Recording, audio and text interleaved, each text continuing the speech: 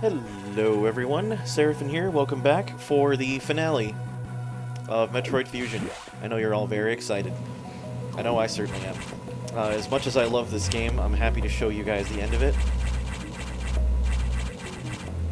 It's been an interesting ride. In fact, I think this is probably one of the quickest times that I've completed it. We're actually going to see my overall time at the end once we clear the final boss. Something I don't know that I mentioned, actually. The quicker you beat this game, you get a different ending, and that's only actually half right. So you don't get a different ending. However, there is not a cutscene, but like a graphic you get at the end of the game. Like it's kind of like your reward for finishing it. And depending on how well you do, it's a different picture. Kind of like how if you finished the original Metroid, you got to see Samus take off her helmet and you found out she was a girl. Because you were under the assumption that she was a dude that entire time. So you'll see here, if I had gone in here before, now I can't get back into the sector because this door is sealed behind me permanently. So if I had not already gotten all the tanks from the various sectors, I would have been screwed now because there's no way back. As soon as you walk into that recharge room. So, as I was saying, though, the graphic you get for this game, there are 4 different ones, as far as I'm aware. Whoops, I don't need to talk to the computer again. Yes, that's what I'm going to do. Okay, you don't need to tell me again, or show me again, rather, I already know. The only part of the station we have not yet been to. How fitting. So, the various different pictures you get, the one by default is if you take longer than 4 hours to finish the game and you don't get 100%. That's the most base level, like the worst one, really.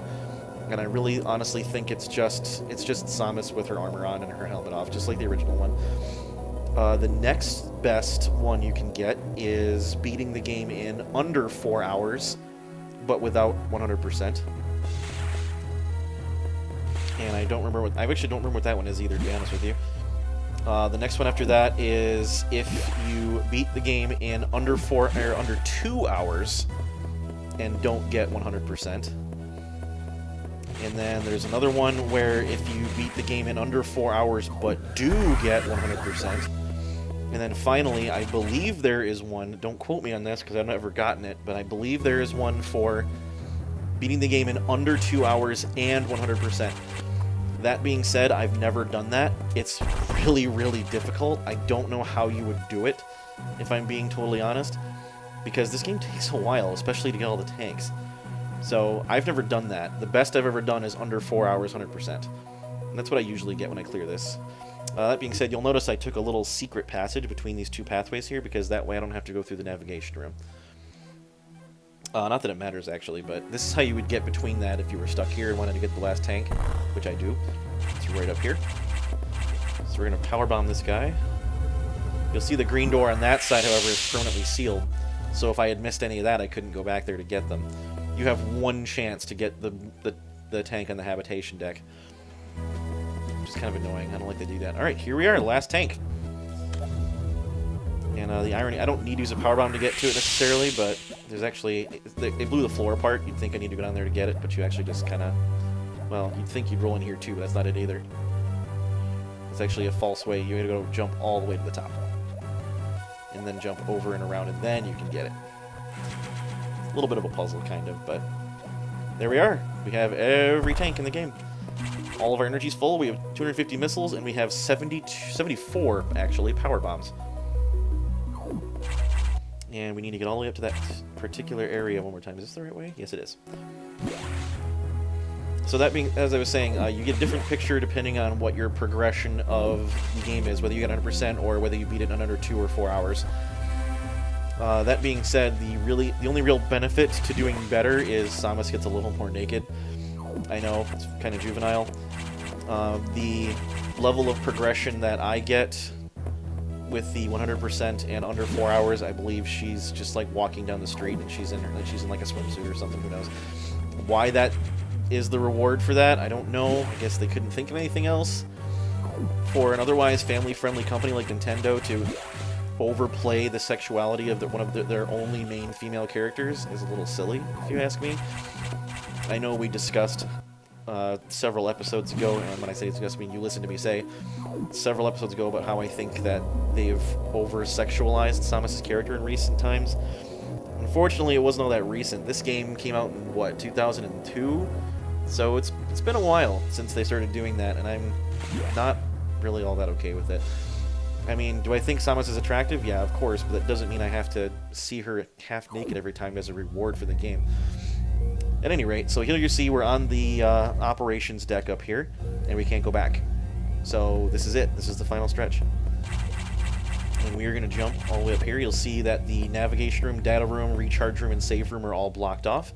The only way we can go is up to the very top here, but that's also blocked. So you might be wondering, what the heck do you do? Well, you try, and then something breaks in after you. And it's our old friend, the SAS. And for those of you curious, yes, this is our final confrontation with the SAS. We actually have to try to kill it now. But thankfully, now I have enough power, enough weapons, and enough health to take it down. And now, the thing with the SAS is it's only really vulnerable to the charge beam. I believe that's the only way you can damage it properly. I don't think missiles hurt it at all.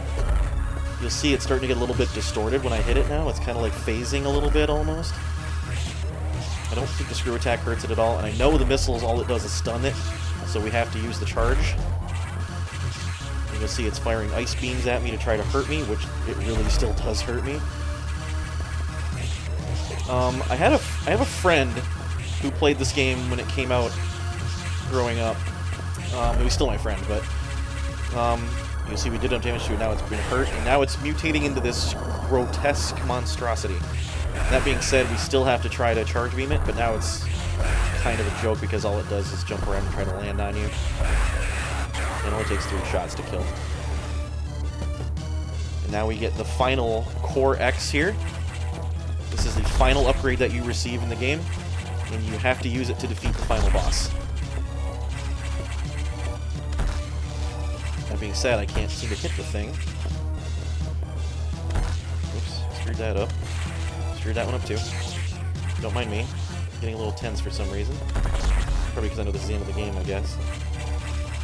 I think one more hit will do it. Nope, I was wrong. 2 more hits. There we are.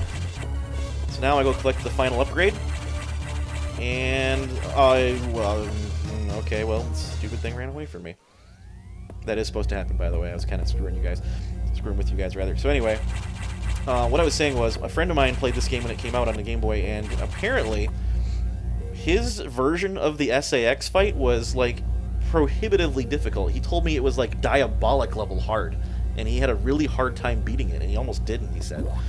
And for whatever reason, I've never really had all that much difficulty with the SAS. I mean, you notice I lost half my health in that fight. That's a lot. I'm not going to deny it. Thankfully, I had all those energy tanks. But I can imagine through the course of regular gameplay, you'd have at least half that much health, right? You'd have at least 1 full row, I imagine. But, I mean, if I'd played smarter, I probably wouldn't have got hit as much. But apparently, he just had a really, really hard time of it. But apart from just getting hit a few times, SAS really isn't all that difficult. You just kind of got to jump around and hit it when you have the opportunity to. So, well, maybe I'm overplaying it because I've just done it enough times. But who knows. At any rate, here we are. This is the Operations Control Center, the very last room of the game that we have not been to. And this is where we will activate the self-destruct sequence. Propulsion sequence activated. And now you'll see here, we have an orbit change implemented, and we have 3 minutes to get off the ship and get the heck out of Dodge. And it's a real 3 minutes, by the way. It's not a slowed down 3 minutes, it's 3 minutes, exactly. So, here we go. Time me. I know, right? At any rate, it sounds like 3 minutes isn't a lot of time, especially because you have to use that same 3 minutes to defeat the final boss. And it takes about a good at least 30-45 seconds to get to the final boss. That being said, the final boss, I hate to say it, really isn't all that difficult. Even if you, like, honestly, I guess we'll see how I do when I get there, but it's entirely possible to fight the final boss and never get hit. You'll see because we have the time limit, the save room is no longer active, meaning that if you're playing through this and you're not on an emulator and you fail, either you don't make it in time or the final boss kills you, you do have to do the SAX fight over again, which is annoying. I don't like that very much, but I guess it's just one of those things. At any rate, we're heading back to our ship to get the heck out of the station, and of course the floor is broken here now. Something chewed its way through here. You're about to see what that is. Can't go back now. Where did my ship go? Look, egg thing. Wonder what that could be. Oh dear. That is the final boss. That I am currently incapable of hurting because I'm supposed to get that final upgrade from the SAX that I didn't get. So I kind of just have to let it hit me. And it brings me down to exactly 1 energy, and I'm in a bad way. Now it's just going to come and try to kill me. Oh, except it's not. Suddenly now the SAX wants to try to save me.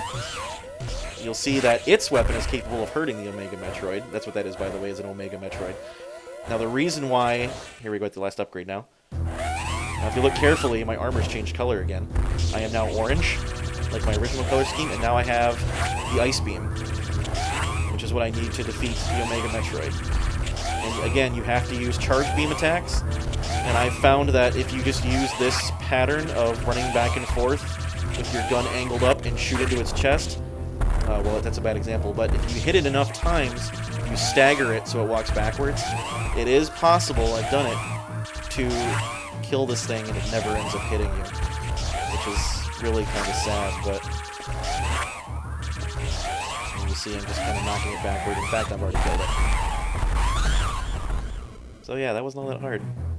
Sorry for not dragging that out for dramatic effect. It's, like I said, it's really not that hard. A little bit of a disappointing final boss, if I have to be honest, but at any rate, that's the game. We have made it to our ship with about a little less than a minute to spare. And there goes the station. Kaboom! Somehow the explosion of that station also takes out the entire planet of SR-388. That perfect military mind, the wisdom of Adam Malkovich, continued to serve even after death. Until today, I had no idea that the minds of leaders and scientists were frequently uploaded to computers. My incredible union with Adam may have saved the universe. It's a little exaggeration, don't you think? But how will the beings of the universe view our resolve? I doubt they will understand what we did, the danger we barely averted. They will hold tribunals and investigations. They will hold us responsible. Adam understood this, and he spoke to me in my anger.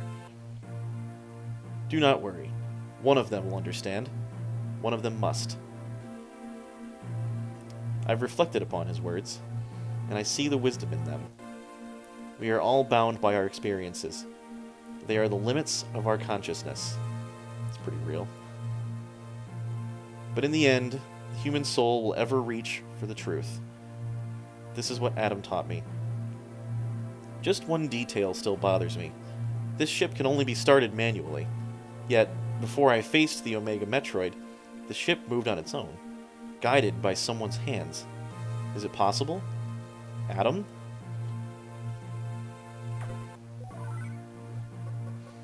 Lady, what's troubling you? You wonder how I started the ship? Just think about it. They lent me a hand.